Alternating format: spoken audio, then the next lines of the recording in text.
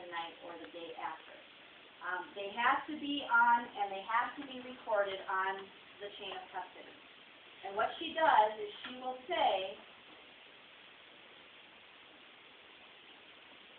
she will show that, like with the AutoMart flashcard, which I'll get to in just a moment, she will write the date that she opened it, who did it, they sign it, the date that they did their public test, and then the date that they sign it and bring it back to the county.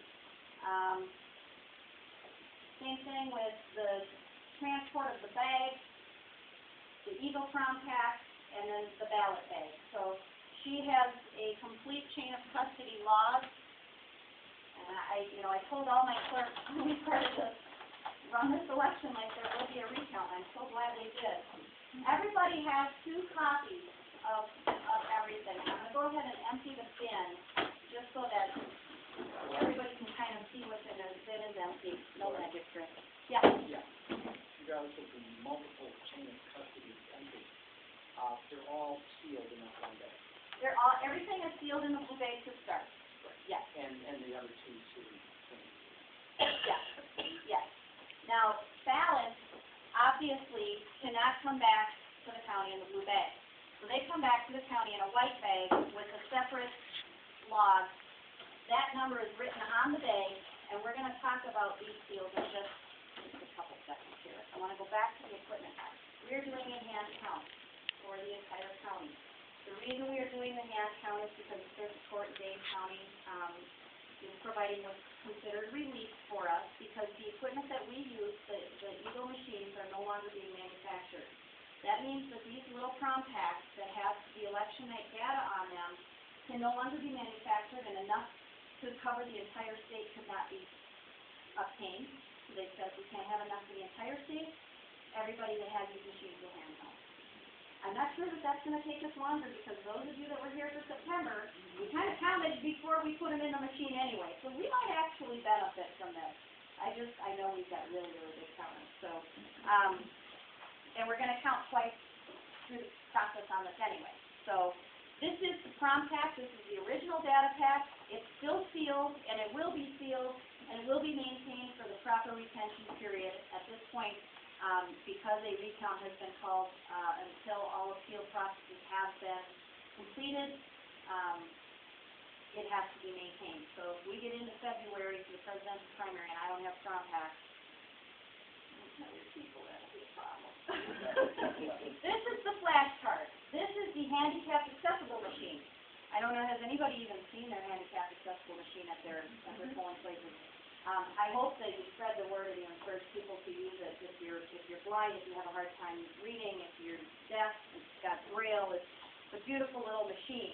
But it's a ballot marker. It is not a tabulator. And I think it's very important that I explain that to both parties, that our AutoMart accessible machines are ballot markers, not tabulators.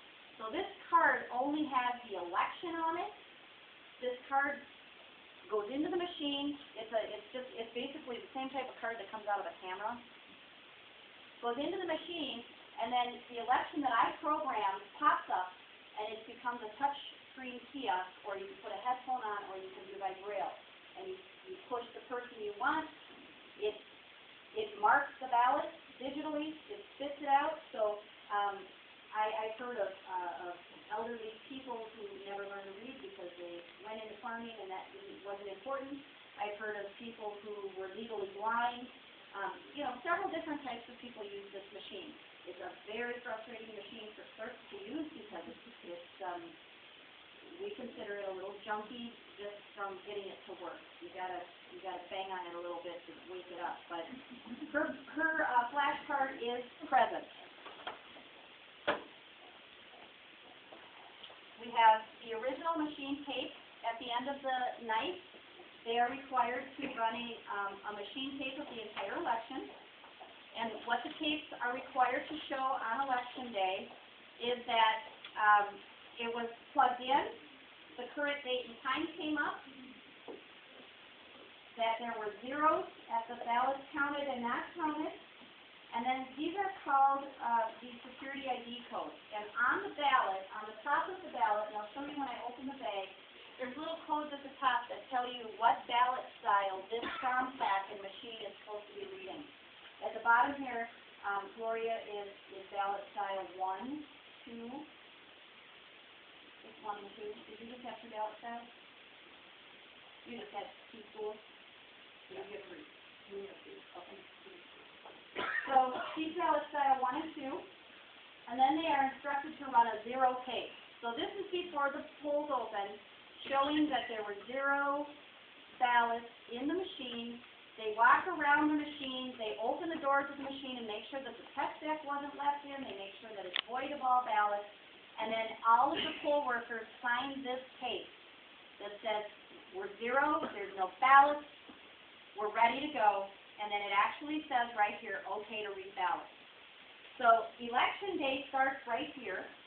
And as you can see, there was, the very first one was in the afternoon at 4:23. It says there was an overvoted ballot for school board members, Parkview School District. And they were supposed to do one of the following, either pull it out or hit the 3 key to accept the ballot as is. They pulled the ballot out at 4:23, and it looks like he must have issued another ballot to that voter because there's no mark showing that the 3 key was pushed. So that was the only abnormality that they had with ballots that day that the machine could see. At 8:06,